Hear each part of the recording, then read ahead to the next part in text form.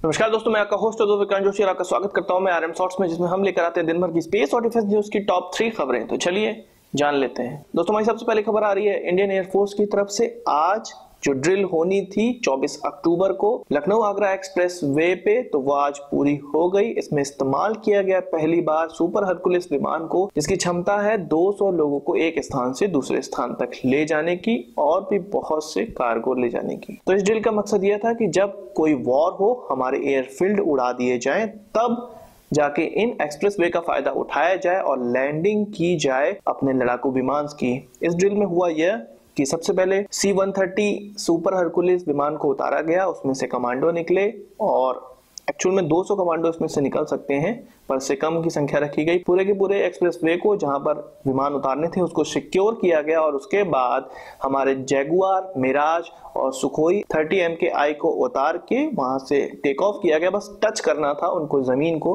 और उसके बाद उड़ जाना था। तो इस प्रकार से पूरी ड्रिल की गई, पूरे सिक्योर किया गया पहले एयर स्ट्रिप को, उसके बाद उस पर विमान उतारे गए। तो ये पूरी की पूरी ड्रिल लगभग 3 से 3.5 घंटे चली और 2 बजे बाद इस एक्सप्रेस वे को चालू कर दिया गया फिर से। ये पहला मौका नहीं है कि भारतीय एयरफोर्स ने इस प्रकार की पहली डील की हो। इससे पहले भी 2 बार एक्सप्रेस वे पे विमान उतारे जा चुके हैं और हमारे पड़ोसी देश भी इस प्रकार के ड्रिल करते रहते हैं। दोस्तों, हमारी अगली खबर है FGFA की तरफ से, जिसको आप सबसे बड़ी अपडेट मान सकते हैं आजकल के सिनेरियो में, और सबसे गर्म मुद्दा यही है कि पाक FA में इंडिया पैसा लगाएगा कि नहीं। तो इस मामले में HAL के CMD T सुवर्णा राजू ने कहा है कि हमें बहुत बहुत मनोकामना है कि FGFA में पैसे लगाए जाएं, क्योंकि इससे रशिया के द्वारा हमें ऐसी टेक्नोलॉजी मिलेगी जो कि गेम चेंजर होगी। और यह उनका ड्रीम है कि HAL 5th जनरेशन एयरक्राफ्ट बनाए। उनका यह भी कहना है कि रशिया ही ऐसा देश है जो कि हमें इतनी क्रिटिकल टेक्नोलॉजी दे सकता है जो कि FGFA या पाक FA के द्वारा ट्रांसफर होगी इंडिया को। उन्होंने कहा कि जब सरकार हाँ बोल देगी पाक FA के प्रोजेक्ट के लिए, FGFA के प्रोजेक्ट के लिए, और पैसे लगाने को तैयार हो जाएगी, उस दिन से केवल 3 साल लगेंगे पहले FGFA विमान को उड़ने में। तो एक तरफ जहां इंडियन एयरफोर्स कह रही है कि इसमें बहुत ज्यादा पैसा लग सकता है, इसलिए इसमें पैसे न लगाए जाएं, वहीं HAL का कहना है कि इसमें पैसे जरूर लगाए जाएं क्योंकि इससे हमें बहुत ज्यादा क्रिटिकल टेक्नोलॉजी मिलने वाली है।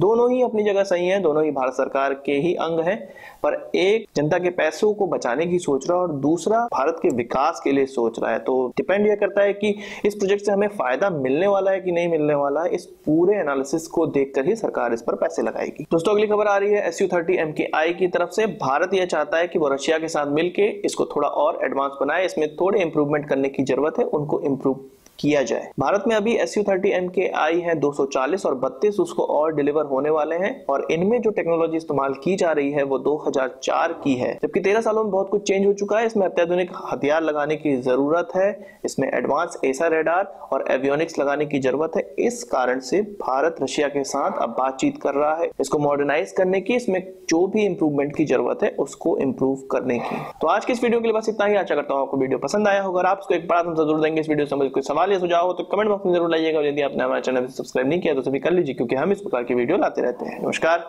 Thank you.